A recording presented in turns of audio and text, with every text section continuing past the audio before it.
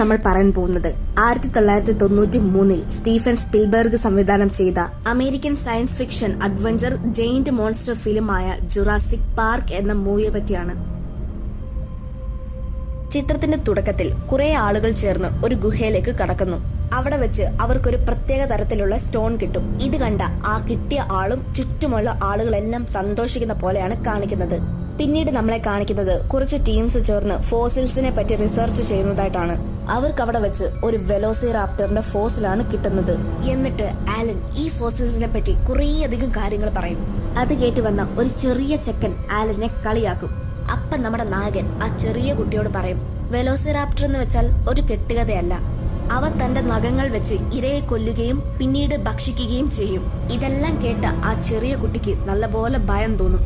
തിരിച്ചു പോകാൻ നേരം ആലൻ ഏലിയോട് പറയും, എനിക്ക് ചെറിയ പിള്ളേരെന്ന് വെച്ചാൽ പണ്ടേ ഇഷ്ടമല്ല. എന്താന്നല്ലേ, ഇവറ്റകൾ ഭയങ്കര കുരുത്തക്കേടാണ്.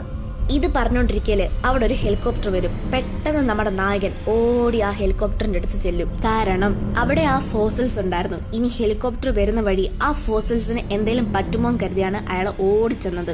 ആരായിരിക്കും ആ ഹെലികോപ്റ്ററിൽ നിന്ന് വന്ന് ഇറങ്ങിയതെന്ന് നമുക്ക് നോക്കാം. ആലന്റെയും ഏലിയുടെയും ഇൻവെസ്റ്ററായ ജോൺ ഹാമൻഡ് ആണ് ആ ഹെലികോപ്റ്ററിൽ വന്നിട്ടുണ്ടായിരുന്നത്. അവിടെ ആ 3 പേരും തമ്മിൽ ഒരു സംഭാഷണം തന്നെ ഉണ്ടാകും. ജോൺ ഹാമൻഡ് നമ്മുടെ നായകനോടും നായികയോടും പറയും, 5 വർഷം കൊണ്ട് ഈ ലോകത്ത് ആരും ചെയ്യാത്ത തരത്തില് ഒരു പാർക്ക് ഞാൻ തയ്യാറാക്കി. അപ്പോ അവിടെ റൈഡ് ചെയ്യാൻ നിങ്ങൾ വരണം. എന്നിട്ട് അയാൾ പറയും, നിങ്ങൾ വലിയ എക്സ്പേർട്സ് അല്ലേ, നിങ്ങൾ അവിടെ വന്നു കഴിഞ്ഞാൽ എനിക്ക് ഗവൺമെന്റിൽ നിന്ന് പെർമിഷൻ കിട്ടും. അപ്പൊ എനിക്ക് ആ പാർക്ക് തുറക്കാനും കഴിയും. ഇത് കേട്ട നായകനും നായികയും എതിർക്കും. എന്നിട്ട് പറയും, ഞങ്ങൾക്കിപ്പോ ഒരുപാട് പണിയുണ്ട്, അതുകൊണ്ട് തന്നെ നിങ്ങളെ സഹായിക്കാൻ കഴിയില്ല. അപ്പൊ ഹാമൻഡ് പറയും, ഇതിനു വേണ്ടിയിട്ട് അടുത്ത 3 വർഷത്തേക്കുള്ള പൈസ ഞാൻ നിങ്ങൾക്ക് തരാം. അപ്പൊ ആലനും ഏലിയും ആ പാർക്കിൽ പോകാൻ തയ്യാറാകും. പക്ഷെ ഇവിടെ നമുക്ക് ഒരു കാര്യം കൂടി അറിയാൻ സാധിക്കുന്നുണ്ട്. അതായത് ഹാമൻഡ് കൊണ്ടുപോകാൻ പോകുന്ന ആ പാർക്ക് ഏതാണെന്ന് നായകനും നായികയ്ക്കും അറിയില്ല. പിന്നീട് സീൻ മാറുകയാണ്. ഒരു വണ്ണമുള്ള ആള് ഫുഡ് കഴിക്കുന്നതായിട്ട് കാണിക്കുന്നത്. അയാളുടെ പേര് ഡെന്നിസ് എന്നാണ്. ഈ സമയം ഡെന്നീസിന്റെ അടുത്ത് ഒരാൾ വന്നിട്ട് കുറെ അധികം പൈസ കൊടുക്കും. എന്നിട്ട് ആ റെഡ് ടീഷർട്ട് ഇട്ട ആള് പറയും, നീ ഇതിന് പകരമായിട്ട് എനിക്ക് 15 തരത്തിലുള്ള ഡൈനോസേഴ്സിന്റെ DNA കൊണ്ടുവരണം. അപ്പൊ ഡെന്നീസ് അതിന് ഓക്കെയും പറയും. പിന്നീട് സീൻ മാറുകയാണ്. ഹെലികോപ്റ്ററിനുള്ളിൽ ഇവര് 3 പേരുമല്ലാതെ മാൽക്കമും പിന്നെ ഒരു വക്കീലും ഉണ്ടായിരുന്നു. നിറയെ പച്ചപ്പും വെള്ളച്ചാട്ടവും കൊണ്ട് മനോഹരമായ ആ പ്രദേശത്തിലേക്ക് അവരെല്ലാവരും എത്തും. ബാക്കിയുള്ള യാത്ര അവരൊരു വണ്ടിയിലാണ് പോകുന്നത്. അപ്പൊ ആലനും ഏലിയും അവിടെ വെച്ച് ഒരു വലിയ ബ്രോണ്ടോസോറസിനെ കാണും. ഇത് കണ്ട് അവർ രണ്ടുപേരും ഞെട്ടി എഴുന്നേറ്റ് നോക്കും. എന്നിട്ട് ആലൻ ഹാമണ്ടിനോട് ചോദിക്കും, ഈ ഡിനോസറിനെ എത്ര കിലോമീറ്റർ വേഗതയിൽ ഓടാൻ സാധിക്കും? അപ്പൊ ഹാമണ്ട് പറയും, ഒരു ടീറക്സിന്റെ അത്രയും. ഈ സമയം കൊണ്ട് ഹാമണ്ട് പറയും, വെൽക്കം ടു ജുറാസിക് പാർക്ക്. അങ്ങനെ കുറച്ചു നേരം അവരെല്ലാരും കൂടി അവിടെ നിന്നിട്ട് ആ പാർക്കിലേക്ക് പോകും. പാർക്കിൽ എത്തിയതിനു ശേഷം ഹാമണ്ട് തന്റെ ഒരു വീഡിയോ അവരെ എല്ലാവരെയും കാണിക്കും. ആ വീഡിയോയില് എങ്ങനെയാണ് ഈ ഡിനോസറിനെ ഉണ്ടാക്കിയത് എന്നുള്ളതാണ്. ഒരു തുള്ളി രക്തത്തിനകത്ത് കുറേയധികം DNA നമുക്ക് കിട്ടും. നൂറ്റാണ്ടുകൾക്ക് മുൻപും ഈ കൊതുകുകൾ ഉണ്ടായിരുന്നു. ഇവ അന്നും ഡിനോസറിന്റെ ചോരയാണ് കുടിച്ചിരുന്നത്. എന്നാൽ അതിൽ ചില കൊതുകുകൾ ഏതെങ്കിലും മരത്തിന്റെ കറയ്ക്കകത്ത് കുടുങ്ങിപ്പോകാറുണ്ട്.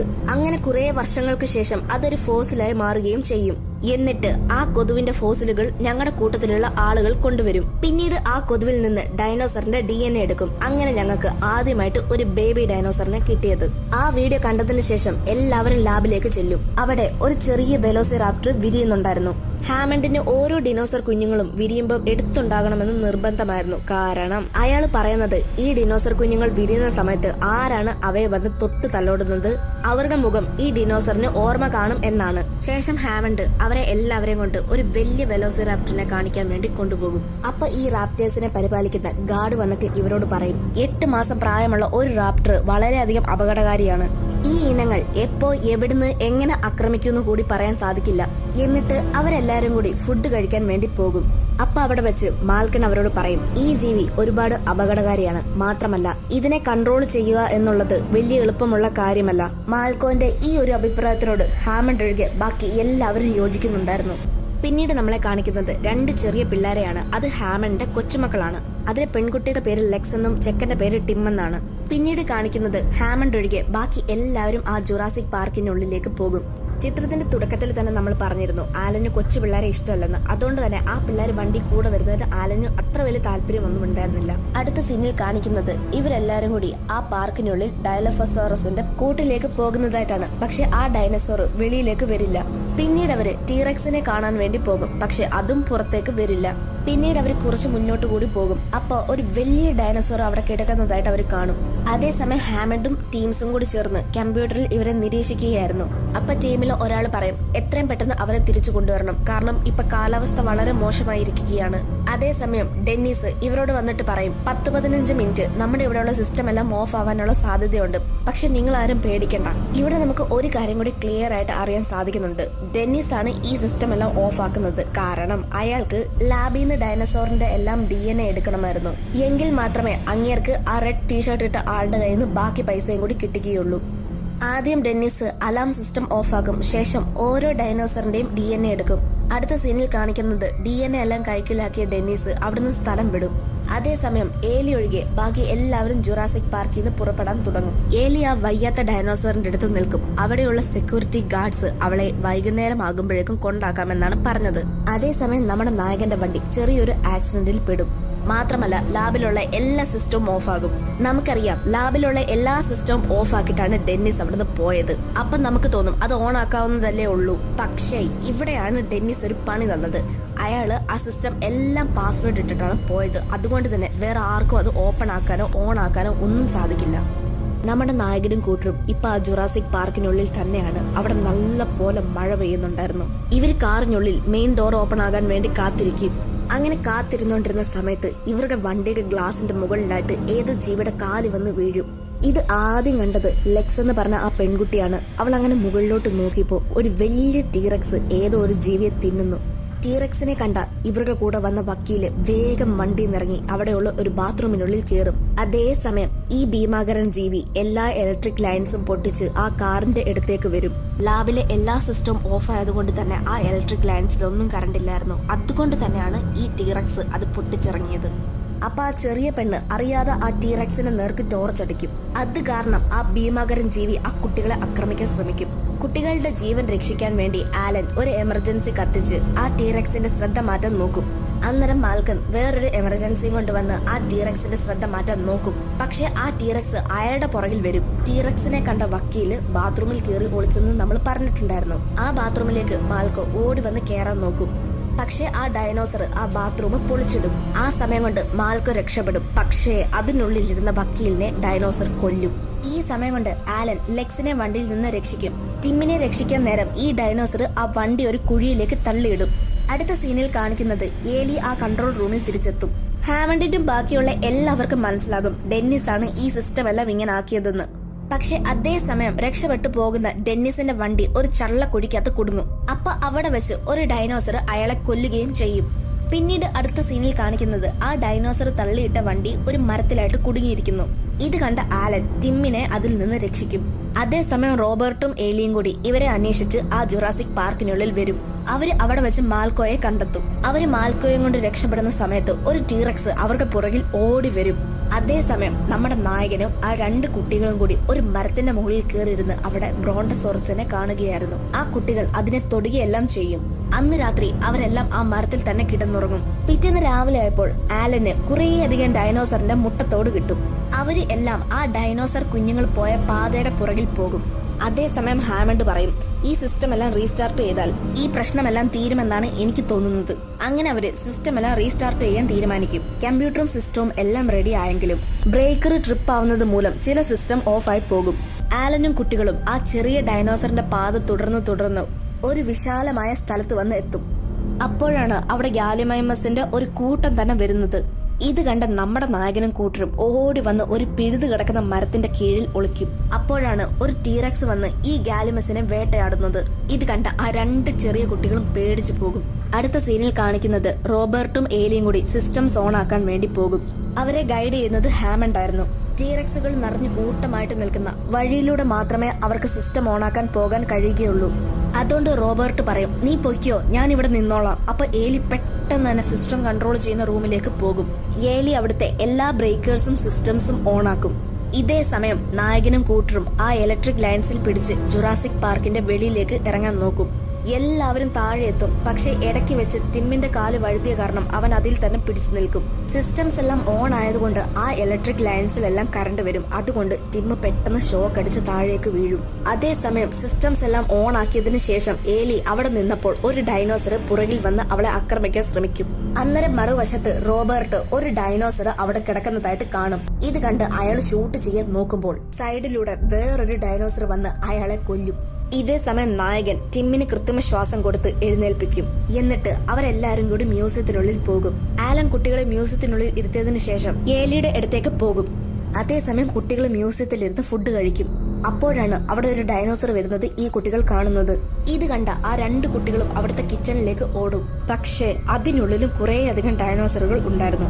പെട്ടെന്ന് തന്നെ നായകനും നായികയും മ്യൂസിയത്തിനുള്ളിൽ വന്ന് ആ കുട്ടികളെ അതിസാഹസികരമായിട്ട് രക്ഷിക്കും. മ്യൂസിയത്തിന്റെ മെയിൻ ഫ്ലോറിൽ എത്തിയപ്പോൾ അവിടെ കുറേയധികം ഡൈനോസറുകൾ ഉണ്ടായിരുന്നു. അതെല്ലാം ഇവർക്ക് ചുറ്റും കൂടി നിൽക്കും. അപ്പൊ അവിടെ വലിയൊരു ടീറക്സ് വന്ന് ഈ റാപ്റ്റേഴ്സിനെ എല്ലാം ഭക്ഷണമാക്കും. ഈ സമയം കൊണ്ട് നായകനും നായികയും ആ കൊച്ചുകുട്ടികളും മ്യൂസിയത്തിൽ നിന്ന് രക്ഷപ്പെടും. എന്നിട്ട് ആലൻ ഹാമണ്ടിനോട് വന്ന് പറയും, ഈ പാർക്ക് തുറക്കാൻ നിങ്ങൾക്ക് അനുമതി കൊടുക്കരുത് എന്ന് ഞാൻ ഗവൺമെന്റിനോട് പറയും. അതിനോട് ഹാമണ്ടും യോജിക്കും. എന്നിട്ട് അവരെല്ലാരും കൂടി ആ ദ്വീപ് വിട്ടു പോകും. ലോകത്തിൽ ആരും ഇതുവരെ ചെയ്യാത്ത ഒരു പാർക്ക് തയ്യാറാക്കുന്നു. അവിടെ ദിനോസറുകളെയാണ് കാഴ്ചവെക്കുന്നത്. ഗവൺമെന്റിൽ നിന്ന് പെർമിഷൻ കിട്ടാൻ വേണ്ടി 2 ഇൻവെസ്റ്റിഗേറ്റേഴ്സ് അവിടേക്ക് വരുന്നു. എന്നാൽ അവിടെ ഉണ്ടായിരുന്ന ഡിനോസറുകൾ ഈ ഇൻവെസ്റ്റിഗേറ്റേഴ്സിന്റെ കൂടെ വന്ന ആളുകളെ ആക്രമിച്ചു കൊല്ലുകയാണ് ചെയ്യുന്നത്. പിന്നീട് ആ ഒരു പാർക്ക് ഒരിക്കലും തുറക്കാൻ പറ്റാത്ത അവസ്ഥയിലേക്ക് വരുന്നു. ഇത്രയാണ് നമ്മൾ ജുറാസിക് പാർക്ക് എന്ന കഥയിൽ പറഞ്ഞു നിർത്തിയത്. അതിന്റെ സെക്കൻഡ് പാർട്ടായ the lost world of Jurassic പാർക്കാണ് ഇന്ന് നമ്മൾ പറയുന്നത്. ചിത്രത്തിന്റെ തുടക്കത്തിൽ ഈസ്ല സോർണാം പറഞ്ഞ ഒരു ദ്വീപാണ് കാണിക്കുന്നത്. ജുറാസിക് പാർക്കിൽ നമ്മൾ കണ്ട എല്ലാ തരത്തിലുള്ള ഡിനോസറുകളും ഈ ഒരു ദ്വീപിലാണ് ഉള്ളത്. പക്ഷേ ഈ ഒരു കാര്യങ്ങളൊന്നും അറിയാതെ വെക്കേഷൻ അടിച്ചു പൊളിക്കാൻ വേണ്ടി ഒരു ഫാമിലി ഈസ്ല സോർണ ദ്വീപിലേക്ക് വരുന്നു. കടലിന്റെ തീരത്തിരുന്ന് അവരെല്ലാരും സെലിബ്രേറ്റ് ചെയ്യുകയായിരുന്നു. അപ്പോഴാണ് അവരുടെ മകള് അവിടെയുള്ള ഒരു കാട്ടിലേക്ക് പോകുന്നത്. അവൾ അങ്ങനെ ഒറ്റയ്ക്ക് ആ കാടിന്റെ ഉള്ളിലേക്ക് പോകാൻ തുടങ്ങി. അപ്പോഴാണ് അവിടെയുള്ള ഇലകളുടെ പിന്നിൽ നിന്ന് എന്തോ ഒരു സൗണ്ട് കേൾക്കുന്നത്. ഇത് കേട്ട ആ ചെറിയ കുട്ടി എന്താണെന്ന് അതിനുള്ളിലേക്ക് നോക്കും. ആ കാട്ടിൽ നിന്ന് ഒരു ചെറിയ ഡിനോസർ ഇറങ്ങി വരും. ഇത് കണ്ട ആ ചെറിയ കുട്ടി അവളുടെ കയ്യിലുണ്ടായിരുന്ന സ്നാക്സ് ആ ഡിനോസറിന് കഴിക്കാൻ വേണ്ടി കൊടുക്കും. പെട്ടെന്ന് അവൾ തിരിഞ്ഞു നോക്കിയതും ഈ ഡിനോസർ 1 നിന്ന് 10-12 ആയി മാറുകയാണ്. അത്രയും ഡിനോസറിന് കൊടുക്കാൻ മാത്രമുള്ള സ്നാക്സ് അവളുടെ കയ്യിൽ ഇല്ലായിരുന്നു. കഴിക്കാൻ ഒന്നും കിട്ടാത്തതുകൊണ്ട് ഈ ഡിനോസർ കുഞ്ഞുങ്ങളെല്ലാം അവളുടെ ചുറ്റും കൂടി നിൽക്കും. തന്റെ മകൾ കരയുന്ന ശബ്ദം കേട്ട് ആ മാതാപിതാക്കളും അവിടെയുള്ള എല്ലാരും ഓടിവരും. അവിടെ അവരെല്ലാരും കണ്ടത് വളരെ ക്രൂരമായ ഒരു കാഴ്ചയായിരുന്നു. അടുത്ത സീനിൽ കാണിച്ചിരിക്കുന്നത് മാൽക്കമിനെയാണ്. ഫസ്റ്റ് പാർട്ട് കണ്ടവർക്ക് മാൽക്കം ആരാണെന്ന് പ്രത്യേകിച്ച് പറയേണ്ടതായിട്ടില്ല. ഇപ്പൊ മാൽക്കം ജോൺ ഹാമണ്ടിനെ കാണാൻ വേണ്ടി പോവുകയാണ്. കുറെ നാളുകൾക്ക് ശേഷം മാൽക്കമിനെ കണ്ട ടിമ്മും ലെക്സും അദ്ദേഹത്തിന്റെ അടുത്തേക്ക് പെട്ടെന്ന് വരും. കുറച്ചു നേരത്തേക്ക് അവര് 3 പേരും സംസാരിച്ചു നിൽക്കും. അവിടെ വെച്ച് മാൽക്കം പീറ്ററിനെയും കാണും. നീ എന്താടാ ഇവിടെ എന്ന് മാൽക്കമിനോട് പീറ്റർ ചോദിക്കും. നിന്നോട് ഞാൻ ആദ്യമേ പറഞ്ഞതാണ് ആ ഐലൻഡിൽ നടന്ന കാര്യങ്ങളൊന്നും ആരോടും പറയരുത് എന്ന്. വെക്കേഷന് വന്ന 3 പേരാണ് ആ ഐലൻഡിൽ വെച്ച് മരണപ്പെട്ടത്. അതറിഞ്ഞിട്ട് നിങ്ങൾ ഒരു ആക്ഷൻസും എടുത്തില്ല. ഞാൻ സത്യം എല്ലാരോടും പറഞ്ഞു. പക്ഷെ അത് കാരണം എന്റെ ജോലിയാണ് ബാധിച്ചത്. യൂണിവേഴ്സിറ്റിയിലുള്ള ആളുകൾ എന്നെ ഒരു ഭ്രാന്തനായിട്ട് ചിത്രീകരിച്ചു. അതുകൊണ്ട് തന്നെ എന്റെ ജോലി വരെ നഷ്ടമായി. പക്ഷെ ഇതിനെല്ലാം കാരണം ഇഞ്ചൻ കമ്പനിയാണ് എന്ന് മാൽക്കം പറയും. ഇപ്പൊ ഇഞ്ചൻ കമ്പനിയിൽ ഞാനും വർക്ക് ചെയ്യുന്നുണ്ട് എന്ന് പീറ്റർ മാൽക്കമിനോട് പറയും. ഇതെല്ലാം കഴിഞ്ഞതിന് ശേഷം മാൽക്കം ഹാമണ്ടിനെ കാണാൻ പോകും. അന്ന് ജുറാസിക് പാർക്കിൽ നടന്ന സംഭവത്തിന് ശേഷം അവിടെ വലിയൊരു കൊടുങ്കാറ്റ് വന്നു. അത് കാരണം ഞങ്ങൾക്ക് ആ പാർക്ക് ഉപേക്ഷിക്കേണ്ടതായിട്ട് വന്നു. പിന്നീട് അന്ന് തൊട്ട് ഇന്ന് വരെ ഞാൻ ആ പാർക്കിലേക്ക് പോയിട്ടില്ല. വേറെ ആരായിട്ട് പോകാൻ അനുവദിച്ചിട്ടുമില്ല. ഞാൻ അവരെയെല്ലാം മനുഷ്യരിൽ നിന്ന് രക്ഷിക്കുകയാണ് ചെയ്തത്.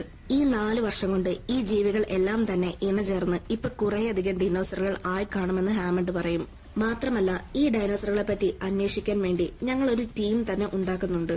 ദ്വീപിന്റെ ഏറ്റവും ഉൾഭാഗത്തായിരിക്കും ഡൈനോസറുകൾ ഉള്ളത്. ഞങ്ങളുടെ ടീം ആ ദ്വീപിന്റെ വെളിയിൽ നിന്ന് അവയെ നിരീക്ഷിക്കും. കഴിഞ്ഞ വട്ടം നടന്നതുപോലെ ഈ പ്രാവശ്യം ഒരു മണ്ടത്തരവും ഉണ്ടാവില്ലെന്നും ഹാമണ്ട് പറയും. എന്നാൽ ഇത് കേട്ട മാൽക്കം പറയും, നിങ്ങൾ ഇപ്പൊ ചെയ്യാൻ പോകുന്നതാണ് ഏറ്റവും വലിയ മണ്ടത്തരം. ഒരു മതിൽക്കെട്ട് പോലുമില്ലാതെ വിശാലമായി കിടക്കുന്ന ആ സ്ഥലത്ത് നിന്ന് ഏതെങ്കിലും ഒരു ദിനോസർ ആക്രമിക്കാൻ വേണ്ടി വന്നാൽ എവിടെ പോയി ഒളിക്കും? മാത്രമല്ല ഈ വിഡ്ഢിത്തരമായിട്ടുള്ള കാര്യത്തിന് വേണ്ടി ടീം തന്നെ ഉണ്ടാക്കിയേക്കുന്നു. ഇതിനെ സംബന്ധിച്ച ആ മണ്ടന്മാര് ആരാണെന്ന് മാൽക്കം പുച്ഛത്തോടെ ചോദിക്കും. ഇത് കേട്ട ഹാമണ്ട് അവരാരൊക്കെയാണെന്ന് പറയും. എഡ്ഡി കാഴ്സ്, അദ്ദേഹത്തിന് എല്ലാ തരത്തിലുള്ള സിസ്റ്റംസും കൺട്രോൾ ചെയ്യാൻ അറിയാം. രണ്ടാമതായിട്ട് വരുന്നത് നിക് വാൻ ഓവൻ. അയാൾ അവിടെ നടക്കുന്ന എല്ലാ കാര്യങ്ങളും റെക്കോർഡ് ചെയ്യും. പിന്നീട് പാലിയോntologist-ആയ സാറ. അവൾ ഓൾറെഡി ആ ഐലൻഡിൽ തന്നെ ഉണ്ട്. പക്ഷെ ഞങ്ങൾക്ക് ഒരാളെയും കൂടി വേണം. അത് നീ ആവണമെന്നാണ് എന്റെ ആഗ്രഹം. ഈ സമയം കൊണ്ട് മാൽക്കം സാറയെ വിളിക്കാൻ ശ്രമിക്കും. കാരണം സാറ മാൽക്കമിന്റെ ബന്ധുവാണ്. അതുകൊണ്ട് തന്നെ അവളോട് ആ ജുറാസിക് പാർക്കിലേക്ക് പോകരുത് എന്ന് പറയാൻ വേണ്ടിയാണ് അയാൾ ശ്രമിക്കുന്നത്. എന്നാൽ ഈ ഒരു സമയം കൊണ്ടാണ് ജോൺ ഹാമണ്ട് പറയുന്നത് അവൾ നേരത്തെ തന്നെ ആ ഒരു ഐലൻഡിലേക്ക് പോയിരിക്കുന്നു. 3 ദിവസം കഴിയുമ്പോൾ ബാക്കിയുള്ള 3 പേരും കൂടി ആ ഐലൻഡിലേക്ക് പോകും. എന്നാൽ ഇത് കേട്ട മാൽക്കം പറയും, അത്രയും ദിവസം വെയിറ്റ് ചെയ്യാനുള്ള സമയമില്ല, ഇന്ന് തന്നെ ഞങ്ങൾക്ക് അങ്ങോട്ട് പോകണം. തന്റെ ബന്ധുവായ സാറെ ആ ഐലൻഡിൽ നിന്ന് കൊണ്ടുവരാൻ വേണ്ടിയാണ് മാൽക്കം പെട്ടെന്ന് തന്നെ ഐലൻഡിലേക്ക് പോകണമെന്ന് പറഞ്ഞത്. അടുത്ത സീനിൽ നമ്മളെ കാണിക്കുന്നത് ടീം മെമ്പേഴ്സിനെ കാണാൻ പോകുന്ന മാൽക്കമിനെയാണ്. അപ്പോഴാണ് മാൽക്കമിന്റെ മകളായ കെല്ലി അങ്ങോട്ട് വരുന്നത്. അവളും ആ ഒരു ഐലൻഡിലേക്ക് പോകാൻ വേണ്ടി വാശി പിടിക്കും. എന്നാൽ മാൽക്കം അയാളെ കൊണ്ട് പറ്റുന്നത്ര തന്റെ മകളെ പറഞ്ഞു മനസ്സിലാക്കാൻ ശ്രമിച്ചു. പക്ഷെ കെല്ലി അതൊന്നും കേൾക്കാൻ തയ്യാറായില്ല. അവള് വീണ്ടും വീണ്ടും ഐലൻഡിലേക്ക് പോണമെന്ന് പറഞ്ഞ് വാശി പിടിച്ചു. അത്രയും അപകടമായ ഒരു സ്ഥലത്തേക്ക് നിന്നെ ഒരിക്കലും കൊണ്ടുപോകാൻ കഴിയുകയില്ല എന്ന് മാൽക്കം പറയും. അവസാനം അവർ ആ ഐലൻഡിലേക്ക് എത്തുകയാണ്. എന്ത് സംഭവിച്ചാലും നിങ്ങൾ ഈ ദ്വീപിന്റെ ഉള്ളിലേക്ക് പോകാൻ പാടില്ല. കാരണം അവിടെ കുറേയധികം ഭീമാകരമായിട്ടുള്ള ദിനോസറുകളുണ്ട്. നിങ്ങൾ ഇനി അതിന്റെ ഉള്ളിലേക്ക് പോയാൽ അത് നിങ്ങളുടെ ജീവന് തന്നെയാണ് അപകടമെന്ന് ഡ്രൈവർ പറയും. വീണ്ടും അവർ യാത്ര തുടരും. ഒരു GPS-ന്റെ സഹായത്തോടെ സാറെ കണ്ടുപിടിക്കാൻ വേണ്ടി അവർ ശ്രമിക്കുന്നുണ്ടായിരുന്നു.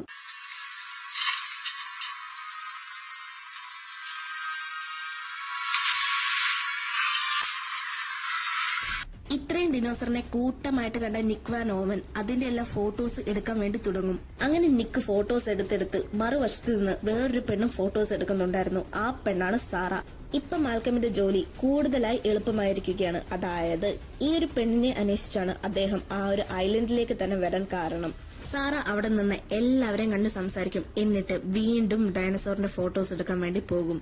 അവിടെ വെച്ച് അവള് ഒരു ചെറിയ സ്റ്റെഗസോറസിനെ കാണും. ഇത് കണ്ട സാറ അതിന്റെ ഫോട്ടോസ് എടുക്കുകയും അതിനെ തലോടുകയും ഒക്കെ ചെയ്യും.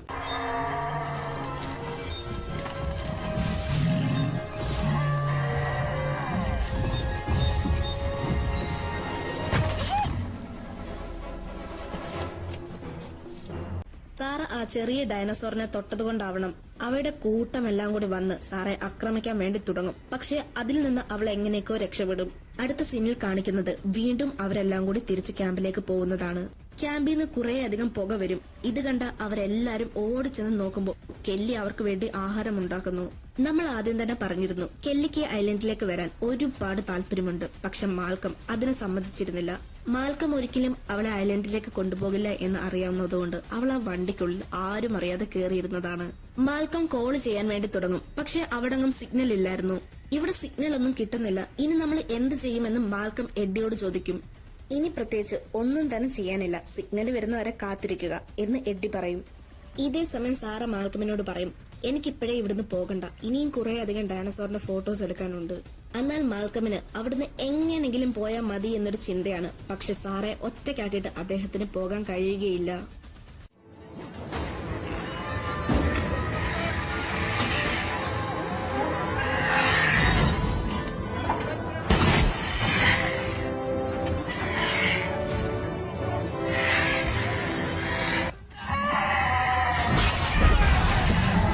അപ്പൊ അവിടെ ഇന്ത്യൻ കമ്പനിയുടെ വേറൊരു ടീം വന്ന് അവിടെയുള്ള ഡൈനസോറിനെ ഒക്കെ പിടിച്ചോണ്ട് പോകാൻ ശ്രമിക്കും. ഇതെല്ലാം ഹാമണ്ട് പറഞ്ഞുവിട്ട ടീംസും കാണുന്നുണ്ടായിരുന്നു. രാത്രിയായപ്പോൾ ഇന്ത്യൻ കമ്പനിയുടെ കുറച്ച് ആളുകൾ ചേർന്ന് ടീറക്സ് കുഞ്ഞിനെ കണ്ടെത്തും. എന്നാൽ ഇതേ സമയം മാൽക്കമും ടീംസും ഇന്ത്യൻ കമ്പനിയുടെ ആളുകളെ ശ്രദ്ധിക്കുന്നുണ്ടായിരുന്നു. ഇന്ത്യൻ കമ്പനിക്കാര് പിടിച്ചുകൊണ്ട് പോയ ഡിനോസറിനെ എല്ലാം തന്നെ മാൽക്കമും കൂട്ടരും ആരും അറിയാതെ തുറന്നുവിടും. ആ ഡിനോസറുകൾ അവിടെയെല്ലാം നാശനഷ്ടമുണ്ടാക്കി വെക്കും. അതേസമയം ഇന്ത്യൻ കമ്പനിക്കാരെ പിടിച്ചുകൊണ്ട് പോയ ടീറക്സ് കുഞ്ഞിനെ നിക്കും സാറയും എടുത്തോണ്ടുവരും. മറുവശത്ത് എഡ്ഡി മരത്തിന്റെ മുകളിലായിട്ട് ഒരു ബേസ് തയ്യാറാക്കും. അതിലേക്ക് മാൽക്കമും മകളും എഡ്ഡി എല്ലാരും കേറി നിൽക്കും. പെട്ടെന്ന് കാട്ടിൽ നിന്ന് എന്തോ ഒരു സൗണ്ട് കേൾക്കും. അത് കണ്ട മാൽക്കം സാറയെ വിളിക്കാൻ ശ്രമിക്കും. പക്ഷെ അവൾ ഫോൺ എടുത്തിരുന്നില്ല. അങ്ങനെ മാൽക്കം ഓടി അവരുണ്ടായിരുന്ന ആ ക്യാമ്പിലേക്ക് പോകും. അതേസമയം ഒരു വലിയ ഭീമാകരൻ ടീറക്സ് അവിടേക്ക് വരും.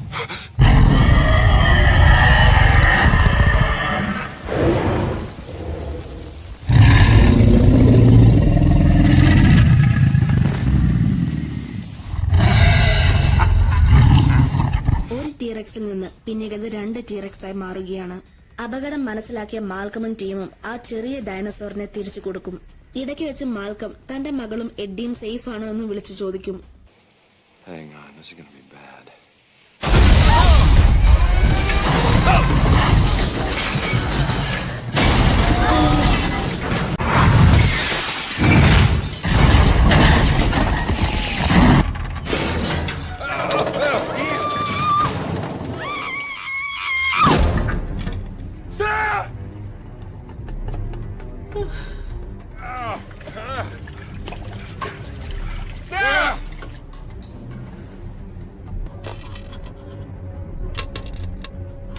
Don't move! ടീറക്സിന്റെ കൂട്ടം വന്ന് അവരുടെ ആ ഒരു വണ്ടി തള്ളി ഒരു കുഴിയിലേക്ക് ഇടുകയാണ് ചെയ്യുന്നത്. ആ വണ്ടി കുഴിയിലേക്ക് വീഴാതിരിക്കാൻ വേണ്ടി എഡ്ഡി ഒരു കയറ് കെട്ടി കാറിൽ വലിക്കുന്നുണ്ടായിരുന്നു. ഇതിന്റെ ഇടയ്ക്ക് സാറ് വണ്ടിയുടെ ഗ്ലാസിന്റെ മുകളിൽ ചെന്ന് വീഴുകയാണ് ചെയ്യുന്നത്. അവളെ രക്ഷിക്കാൻ മാൽക്കമും കൂടെ പോകും.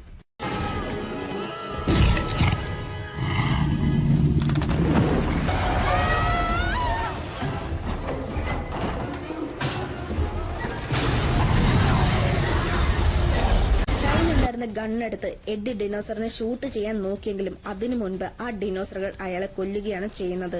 എന്നാൽ മാൽക്കമും നിക്കും സാറയും രക്ഷപ്പെട്ടിരുന്നു. അങ്ങനെ ഇഞ്ചൻ കമ്പനിക്കാരുടെ ടീമും മാൽക്കമിന്റെ ടീമും കൂടി ചേർന്ന് ഒന്നിച്ച് തങ്ങാൻ തുടങ്ങി.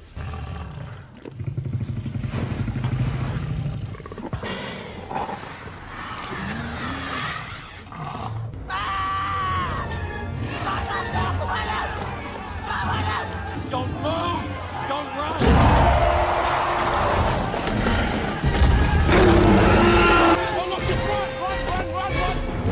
കൂട്ടത്തിലുണ്ടായിരുന്ന കുറച്ചു പേരും മരണപ്പെട്ടെങ്കിലും ബാക്കിയുള്ള എല്ലാരും ഒരു ഗുഹയുടെ പുറകിലായിട്ട് ഒളിക്കും. അപ്പൊ അതില് ഒരാളുടെ ദേഹത്ത് പാമ്പ് കയറും. അങ്ങനെ അയാള് വെളിയിലിറങ്ങുകയും അയാളെ ആ ടീറക്സ് കൊല്ലുകയും ചെയ്യും. അതില് ഒരാൾ ചെന്ന് ടീറക്സിനെ മയക്കുമരുന്നും കൊണ്ട് ഷൂട്ട് ചെയ്യും. ഇതേ സമയം ബാക്കിയുള്ള എല്ലാരും ഗുഹയിൽ നിന്ന് ഇറങ്ങിയതിനു ശേഷം കമ്മ്യൂണിക്കേഷൻ റൂമിലേക്ക് പോകും. വലിയ കാടായതുകൊണ്ട് തന്നെ റാപ്റ്റേഴ്സ് അവരുടെ പുറകിൽ വന്ന് ഓരോരുത്തരെയായിട്ട് കൊല്ലാൻ തുടങ്ങി. മാൽക്കോം നിക്കും സാറയും കെല്ലിയും കൂടി ചേർന്ന് കമ്മ്യൂണിക്കേഷൻ റൂമിലേക്ക് എത്തും. നിക്ക് സഹായത്തിന് വേണ്ടി കോള് ചെയ്യുകയായിരുന്നു. അപ്പോഴാണ് അവിടെ കുറേയധികം റാപ്റ്റേഴ്സ് വരുന്നത്. അന്നേരമാണ് അവിടെ ഒരു ഹെലികോപ്റ്റർ വരുന്നത്. അത് അവരെ വന്ന് രക്ഷിച്ചുകൊണ്ടു പോകും. എന്നാൽ അതേസമയം ഇന്ത്യൻ ടീംസ് തിരിച്ച് സിറ്റിയിലേക്ക് പോകും. പെട്ടെന്നൊരു ഷിപ്പ് സിറ്റിയിലേക്ക് വരും. അതിനുള്ളിലാണെങ്കിൽ മനുഷ്യൻ പോലും ഇല്ലായിരുന്നു. ജുറാസിക് പാർക്ക് എന്ന ചിത്രത്തിൽ ഏറ്റവും തുടക്കത്തിൽ കാണിക്കുന്ന ഷിപ്പാണ് ഇത്. ആ ഷിപ്പിനുള്ളിൽ ഒരു കൂടിനകത്ത് ടീറക്സിനെ ലോക്ക് ചെയ്തു വെച്ചിട്ടുണ്ടായിരുന്നു. എല്ലാവരും ഷിപ്പിന്റെ ഉള്ളിലേക്ക് പോകും. കൂട്ടത്തിൽ നിന്ന് ഒരാള് അറിയാതെ ടീറക്സിന്റെ ലോക്ക് തുറന്നുവിടും.